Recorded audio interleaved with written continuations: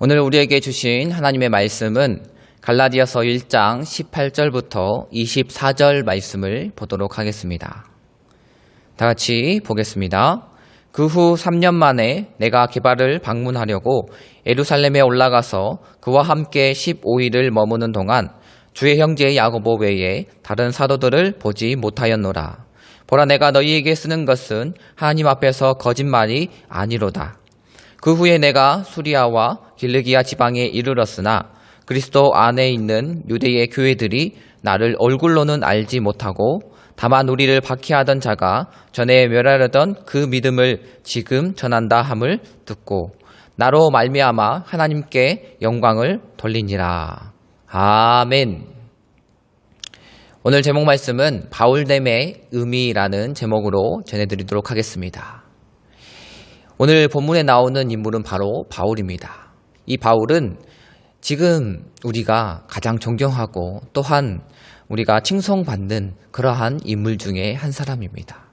그리고 또한 초대교회를 세워나갔던 중요한 인물 중에 한 사람으로 뽑히고 있습니다. 이러한 바울의 삶을 통해서 우리가 그가 어떻게 하나님의 제자, 예수님의 제자가 되었는지 살펴보고 정말로 오늘 본문 말씀처럼 바울됨의 의미가 무엇인가에 대해서 한번 보도록 하겠습니다. 먼저 첫 번째로 이 바울됨의 의미 첫 번째는 바로 복음화된 바울입니다. 이 바울이 처음에는 복음을 받아들이지 못하고 도리어 하나님을 핍박하는 그러한 자로 섰지만 이 바울이 복음화되었을 때 어떠한 변화가 일어나는지 한번 보도록 하겠습니다. 바울은 그가 다메섹 도상에서 예수 그리스도를 만났습니다. 그리고 예수 그리스도를 만난 후에 3년 만에 다시 예루살렘으로 올라오게 되었습니다. 그리고 이 예루살렘에서 단지 15일만 사도들과 같이 그 기간 동안을 함께 있었다는 것을 오늘 본문은 말하고 있습니다. 이것은 바로 이 바울의 사도직이 예수님의 제자들로부터 시작된 것이 아니라 바로 예수님으로부터 시작되었다라는 것을 말하고 있는 것입니다. 왜냐하면 바울의 이 복음화는 바로 사도들에 의해서가 아니라 이 예수 그리스도의 계시로 의해서 이루어진 것이다 라고 오늘 본문을 통해 증명하고 또한 증거하고 있는 것입니다. 어찌 보면 바울은 이 바울의 사도성을 변명 아닌 변명으로 증거하고 있는 것입니다. 그럼에도 불구하고 이 당시에 이 교회들이 이 바울의 이 변명을 또한 그의 주장을 받아들였던 이유는 무엇입니까? 그것은 바로 이 교회를 핍박했던 이 바울이 그 놀라운 변화가 그에게 있었고 또한 그 변화가 바로 예수님으로부터 시작되었다는 것을 이 모든 사람들이 인정했기 때문이었습니다. 바울은 당시 예루살렘에서 성장한 유대인으로서 정통 유대 교육을 받았고 또한 하나님께 또한 열심히 있는 사람이었습니다. 그리고 이것을 증명할 대제사장과 장로들도 있었습니다. 그래서 이러한 열심으로 인해서 그는 도리어 그리스도의 이 복음을 핍박하는 자로 활동했습니다. 그래서 그리스도인을 체포하려고 다메섹으로 가는 동안 예수님을 만나게 되었고 예수님을 만날 때 큰 빛이 자기에게 두르고 또한 예수님의 음성이 들려왔습니다. 자기와 함께 했던 자들도 이 빛을 보았지만 정작 예수님의 소리는 듣지 못했습니다. 그가 눈이 어두워져서 사람들에 의해서 다메섹으로 이끌려갔을 때 율법을 준수하는 아주 경건한 아나니아를 통해서 그의 눈이 다시 띄어지게 되었습니다.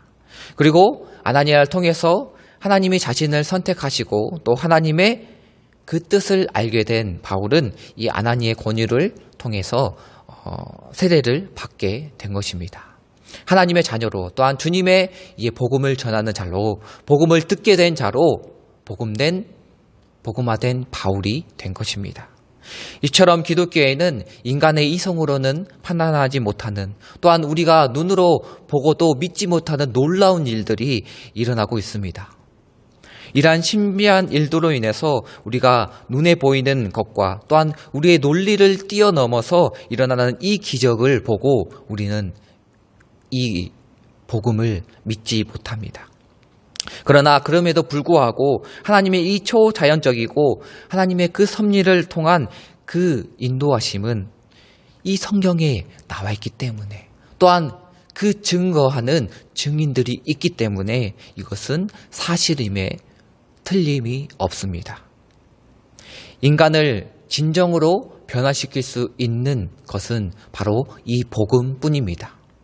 그러므로 복음화된 바울처럼 인간을 본질적으로 변화시키는 것은 바로 이 복음이라는 것을 우리는 알 수가 있습니다. 죄인을 의인으로, 또한 악인을 선한 사람으로, 그리고 멸망 가운데 던져질 이 자녀들을 다시 한번 구원과 영생으로 변화시키는 것이 바로 복음이라는 것입니다. 그러므로 변화된 사람에는 바로 이 복음이 들어가 있어야 하는 것입니다. 바울 또한 자신의 모습을 회개하고 또한 그리스도의 인으로서 한 사람이 된 것은 바로 이 바울 안에 복음이 있었기 때문입니다. 그러므로 우리가 어떠한 한 사람을, 또한 어떠한 한 가정을, 또한 어떠한 직장을, 어떠한 사회를 변화시키기 위해서는 우리에게 필요한 것은 바로 이 복음이라는 것입니다. 그러므로 나를 변화시키고 또한 바울을 변화시키고 또한 이 로마 제국을 변화시켰던 그러한 복음의 능력을 우리가 확신하며 이 복음을 우리 가운데에 가지고 있어야 될 것입니다. 우리가 두 번째로, 바울됨의 두 번째는 바로 하나님을 의식하는 바울을 우리가 볼 수가 있습니다. 바울은 변화되기 전에 하나님께 열심이었습니다. 그러나 그 열심이 도리어 그리스도인들을 핍박하는 그러한 열심이 되었습니다. 그러나 그는 하나님께 열심이었지만 하나님의 뜻을 정작 알지 못하는 사람이었습니다. 하나님을 의식하기보다는 그 주변 사람을 신경 쓰던, 그러한 사람을 신경 쓰던 사람이었습니다. 그러나 그가 변화됨으로 이제는 하나님 앞에 그가 변화되고 또한 하나님을 인식함으로 인해서 하나님을 신경 쓰는 사람이 되었던 것입니다. 그래서 그는 이제 자신의 뜻이 아닌 하나님의 뜻으로 살아가는 사람이 되었고 또한 그분을 의식해야 했습니다. 이것을 간단하게 비유로 설명하면 우리가 경찰차가 서 있는 이 사거리에 우리가 신호 위반을 하는 사람은 없을 것입니다. 왜냐하면 이 경찰은 신호 위반을 하는 사람을 잘못을 따질 수 있고 처벌할 수 있는 사람이기 때문입니다.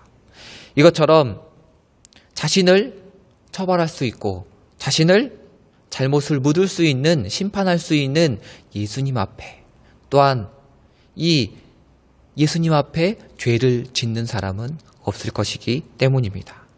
바울은 오늘 20절을 통해서 이렇게 이야기하고 있습니다.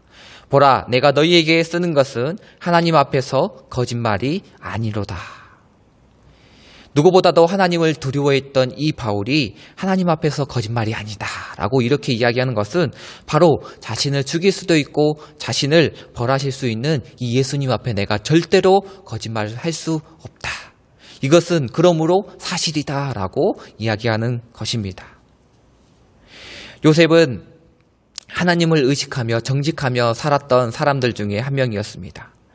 그랬기에 그가 어떠한 상황 가운데서도 범죄하지 않았고, 그가 그 보디발의 종으로서 있었던 때에 그 보디발의 아내가 그를 유혹했을 때에 그가 그 보디발에게 이렇게 이야기했습니다. 내가 어찌하여 이 큰 악을 행하여 하나님께 죄를 지으리까. 요셉은 자신의 주인뿐만 아니라 도리어 하나님 앞에 죄를 짓는 그러한 범죄할 수 없음을 고백하고 있는 것입니다. 그 주인보다도 하나님 앞에 하나님이 나를 보고 있으니 내가 하나님 앞에 죄를 범할 수 없다. 어떻게 내가 죄를 지을 수 있을 것인가 라고 이야기하는 것입니다. 이처럼 하나님을 의식하고 살아가는 그리스도인들은 절대 그 하나님 앞에서 불의하고 범죄하지 않는 그러한 죄를 짓지 않는 사람입니다. 16세기의 종교 개혁자였던 칼빈은 하나님 앞에서라는 이 코람데오라는 것을 자신의 좌우명으로 삼고 절대 하나님 앞에 부끄럽게 살아가지 않기 위해서 노력했습니다. 이러한 삶의 자세로 인해서 그가 어떠한 유혹에도 어떠한 핍박 가운데서도 이 종교개혁을 마무리 지을 수 있었고 이 종교개혁을 이루어 나갈 수 있었던 것입니다. 그렇다면 우리는 지금 어떠한 자세로 하나님 앞에 나아가야 할까요? 부족한 나를 살피시고 또한 나의 모든 것을 아시는 그 주님 앞에 내가 선다면 내가 정말 그분 앞에서 거짓말을 하고 또한 불순한 행동, 또한 죄를 지을 수 있을까요? 내가 앉고 또한 일어서는 것, 내가 어디에 서 있을지라도 주님은 내가 어디에 있는지를 알고 계시며 나의 머리끝과 발끝까지 아시는 그 주님이시기에 내가 주님 앞에 교만하고 또한 무엇을 자랑할 수 있는 그러한 사람이 될 수 있을까요? 우리는 오직 주님의 그 자비하심과 그 긍휼하심을 바라며 주님 앞에 무릎 꿇고 그 은혜를, 그 사랑을 구할 수밖에 없는 자임을 고백해야 하는 것입니다. 그러므로 우리는 이 코람데오의 칼빈처럼 또한 하나님 앞에 하나님을 인식하고 살았던 이 바울처럼 우리가 두렵고 감사한 마음으로 주님 앞에 또한 선하고 정직하게 살아가기 위해서 또한 주님의 영광을 위해서 살아가기 위해서 부단히 노력하는 우리가 되어야 할 것입니다. 마지막 바울됨의 의미 세 번째는 바로 복음의 증인된 바울입니다. 바울은 예수님을 만난 이후로 그가 평생에 주님의 그 복음을 전하는 전도자가 되었습니다. 그리고 오늘 바울은 이 예루살렘을 방문했다가 자신을 죽이려는 이 헬레파 유대인들에 의해서 도망하게 되었습니다.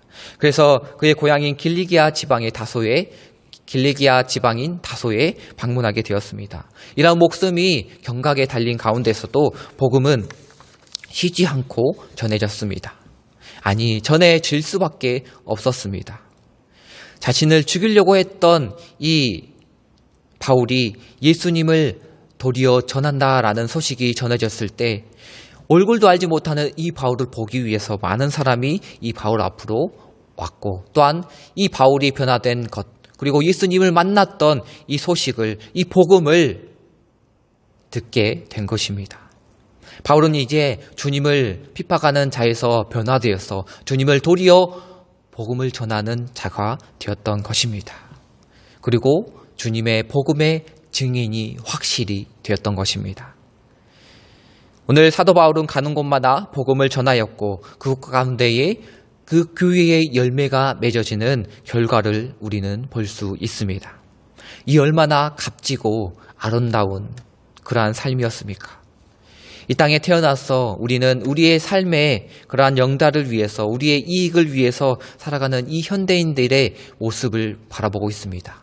자신의 이익을 위해서 자신의 그 이익을 위해서 다른 사람을 희생하는 이러한 이기적인 삶을 살아가는 이 현대인의 삶 가운데에 정말로 우리가 그리스도인의 사명으로서 이 땅 가운데에 살아가기 위해서 또한 이 복음을 전하기 위해서 얼마나 많은 희생이 필요하고 얼마나 많은 증인이 되어야 하는 것입니까?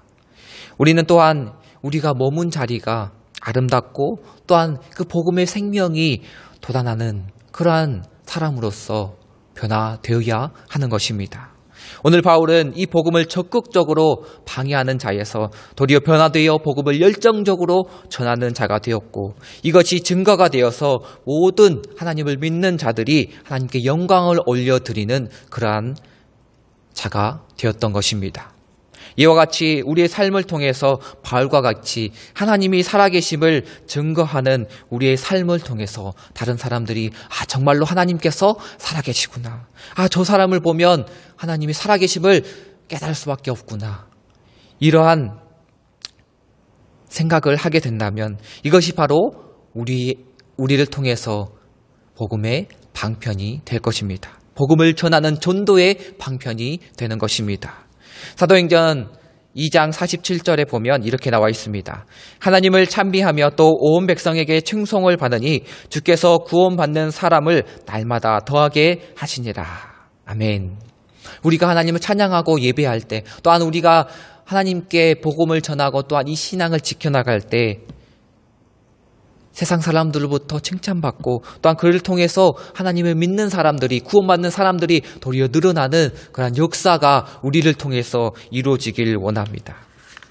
우리가 하나님 앞에 칭찬받고 또한 사람들로부터 칭찬받을 때 또한 선한 삶을 살아감으로 인해서 많은 사람들이 하나님의 살아계심을 믿고 교회로 나아감을 우리는 볼 수 있는 것입니다. 그러므로 성도 여러분, 언제나 어디서나 우리가 사람들로부터 칭찬받을 수 있는 그러한 사람이 되길 원합니다.